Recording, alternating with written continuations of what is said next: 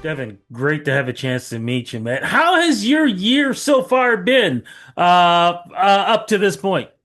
It's been fantastic. It has been incredibly busy. We've been all across the country playing shows, new music out, a bunch more shows coming up. It's literally the dream. Hey, now, before we get into any of the music, something I want people to know about, you are a champion for a certain charity that you truly believe in. Can we go right into that right now? Because I think it's important because it's affecting a lot of people these days. Yeah, absolutely. I have a yearly charity event that I run called Ride to Remember, and it is in support of the Alzheimer's Society of Calgary. And we are coming up to our sixth year now. In the last 5 years, we've raised just over $100,000 for the Alzheimer's Society of Calgary. And we're getting ready to announce the sixth annual event. It's a motorcycle themed, music themed charity event that kind of brings in my whole life and childhood growing up to raise awareness for Alzheimer's and what music can do for people living with Alzheimer's. Now, I've had dementia affect my family. Why was this important for you? Growing up, I had a few family members who had Alzheimer's and dementia, as well as my mom works in a continuing care facility. So when I was about 7 years old, I started volunteering at her work. And when I was about 14, I started bringing in my guitar and playing music for the residents. And I remember playing a Johnny Cash tune and an old Elvis tune. And there was a couple folks who were very late stage Alzheimer's, virtually non-responsive most of the time to everything. And I started playing these songs and their faces lit up. They started clapping. They started singing along. Excuse me. And to see the impact that, music could have on someone who was, like I said, virtually non-responsive to most things that were happening around them. And then this song brought them right back to that moment. It had a pretty big impact on me as a kid and still has an impact on me when I go back and perform and see that happen now.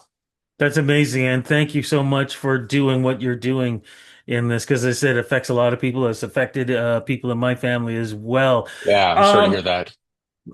that's the way life goes, man. But it's people Yeah. like you that help us get to that other side. How did something like this going on with your family even influence, let's say, your music growing up? I think, you know, listening back and, knowing that music has such an impact on people who are living with Alzheimer's and dementia, I think a lot of my roots are in that older music and listening and playing some of that older music for the folks who are living with Alzheimer's and dementia. And that's kind of, that old nostalgic feel. I try and bring that into what I'm doing now to hopefully try and make music that is timeless and feels timeless. Were you born in the wrong era, do you think? Potentially. I love that, man. Who are I see the Eric Clapton t-shirt, but who are some of Yeah. your fans that you grew up listening to? In the guitar world, obviously Clapton is a big influence, but probably my number one is Stevie Ray Vaughan for in the guitar world, anyways. And if you get into, in the music side, a lot of Southern rock, a lot of blues, ZZ Top. And then if you go into the country world, guys like Chris Stapleton, the Cadillac Three, everyone kind of bridging that, gap between country and rock and blues and all those things. That's all my favorite stuff. You're talking guitar licks, but we're also talking about great storytellers too. Is that another reason that you were attracted so much to those styles of music? Yeah, absolutely. I've always loved the stories in songs. And I mean, growing up, I listened to a lot of like hard rock and hair metal as well. And there's not really a lot of stories in those songs. And so when I started writing music, I was like, I always want to tell some sort of story. And I didn't even realize that I was writing country music at the time, but that's kind of the core of country music is the storytelling about it. And you can Yes. strip down the production, you can strip it all down to nothing. And if you just have an acoustic guitar and a vocal, and you can tell a story and move a room in a certain way. That's what it's all about. When did you figure, okay, this is what I want to do. This is what I want to go after. It's not easy, especially being a Canadian. I mean, we could talk about Canadian country music being amazing, but at the same time, man, it's not like, you could just say, I want to be a singer. Everything works out. The touring, it can be brutal. Yeah, I went to college right after high school, and when I finished that program when I was 19, I knew that I didn't want to do that, and I wanted to pursue music full time.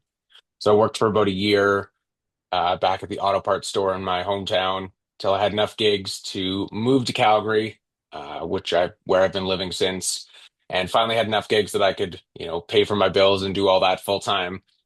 And then when I decided that I kind of wanted to go down the country route and kind of blend all these things together, I was 18 and I got taken to a concert that was Kip Moore and the Cadillac Three. And I didn't know who either of them were, but they're both like country rock artists and they kind of blend those two things that are all my favorite stuff together.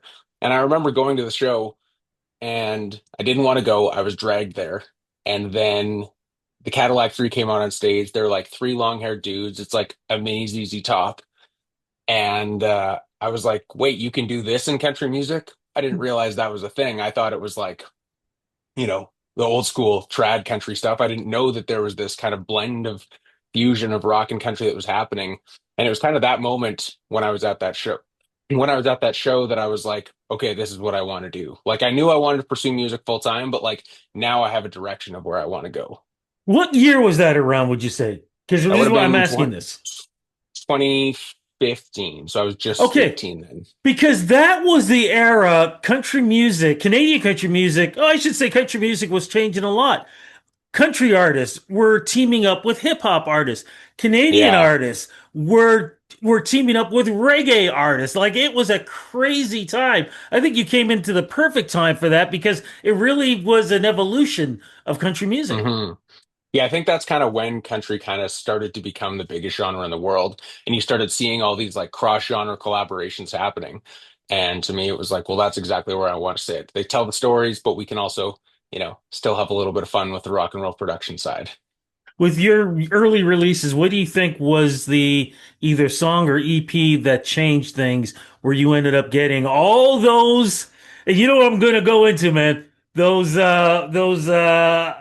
country, what was it? The The Country Music uh, Alberta.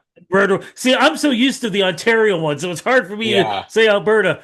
What do you think changed things when you ended up breaking a record? I think it was the first EP, Good Things, the first half of my deluxe record, came out in 2022, and I think that really opened the door. The first time I had a body of work. There's 8 songs on it, four fully produced, four live acoustic, and it got to show, the songwriting side of what I'd been working on for the past 5 years leading up to that point before we released that record, as well as got to show, the live performing side. I'd spent the last 5 years playing a couple hundred shows a year prior to releasing that EP. And so for the live acoustic side, we showcased the live performance and stripped down versions of the songs, which really let the story shine. And then in the full production side, we kind of did whatever we wanted and we just chased what would be the coolest. And I think that finally having a body of work to showcase all of those things in one is when a lot of doors started opening. How did that change your life? I mean, it's the greatest feeling in the world to release a record and then to be acknowledged by the association and the communities that you've been looking up to. I'd been looking up to all these people for a lot of years. So then to receive nominations and acknowledgement from them was, I don't know, kind of confirmation that I was on the right path of what I was doing. Same thing. There was a nomination too with the CCMAs, correct? Yeah, that was for the creative team or design of the year. So the whole packaging and everything that we did with that record. So, what's it like for you? Here you are, a guy who's doing the best that he can. He finally gets that recognition from his peers, but these are peers who are icons in the industry as well. And now they're coming up to you and shaking hands and taking pictures and talking about, hey, maybe we can collaborate. What is that like for you? Pretty overwhelming. It's really cool because I think it kind of breaks down those barriers. I mean, at the end of the day, you can have like imposter syndrome and all these things, like you don't belong somewhere.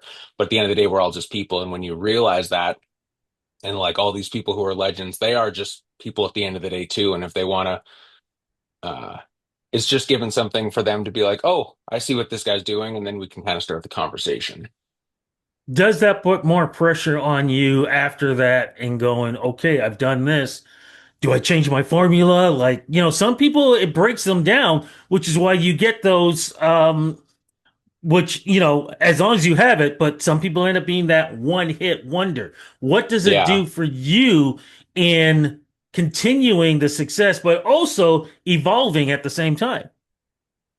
I think I've always said that I never want to make the same record twice. I always want to change things and evolve things and grow as an artist. So I think, it's good to hear that what you've done is great. And I think that gives you the confidence to try something new moving forward because you've kind of got a bit of a stamp of approval being like, yeah, we like this. And it's like, okay, well, if we could do this one time, we can do it again and we can chase something different. So that's what leads to this new single, man. And I like to make this point official. What is the name of the new single? How does it represent you in this point in your career? New single is called Memories That Made Us, and it is basically a photo album looking back at my entire life up to this point. All the things that I did growing up, the lessons I learned, the good, the bad, everything in between. It is kind of a timestamp marker on the last, we'll say, decade of my life. Um, Kind of starting this new chapter and looking forward now. What's the reaction been like so far, man? It's been great. It's been all over the place. I've been very fortunate to be able to do a lot of things, have a lot of fun, see a lot of cool places, a lot of great people around me, a lot of great family. And it's kind of a reflection on, looking at all those things that shaped who I am today. Are you ready to be now part of the Canadian country music family where now what you're doing, you are now influencing that next kid who is playing that guitar in his room, but he's trying to um, follow what you've done. He's trying to, I'm listening to how he's playing this. How can I play it like he's doing it? Are you ready for that? I think that's probably the coolest thing in the world is like if you can have an impact on someone that inspires them in some way, like what more could you ask for? Exactly, man. Is there an EP album going to follow this, and what's going on with the rest of 2025? We're working on a bunch of new music. There won't be an EP this year, but there Hmm. still will be more music coming this year that we're working on. And top of 26, we're gonna have another body of work come out. And yeah, lots more shows, lots more music. It's gonna be fun. Any word yet about the CCMAs? Will you make any appearances down there, performing in any shows? Do we know anything yet? Don't know anything yet, but I'll definitely be in Kelowna for the CCMAs. Are you gonna be there? Man, look. I tried to get to the Junos, and when I realized how much that ticket was, being Yeah, from Toronto, Ontario, I was like, I can't do this. I would yeah, love to be there. I gotta wait till they come back over here for me to make yeah. it down. But if That's I could fair. make it, I would make it. But because I'll say this, man. I love award shows. I love doing red carpets. CCMAs are exceptional. They know how to do it right, where you actually have Wi-Fi on the red carpet, which Yeah. is what I love and what I usually need. So, but look, man, either way, I wish you the best. Any chance that you might be coming around in the Ontario or Southern Ontario region? We're working on getting back out there. I was out there in oh God, I don't even know what month it was. March, I think. Yeah. I did a run of shows out there. We did 7 shows in 9 days, but we're looking at coming back this fall. Man, we'd love to have you at Boots and Hearts. So keep that in mind because I Boots would is, love to be as we there. speak, it's coming up. We would love to have you there. Either way, man, congratulations on the success. Thank you so much for doing this interview. Thank you for giving back the way you do. And I'm looking forward to you and I meeting in person one on one. Yeah, I can't wait. Thanks so much, Rudy.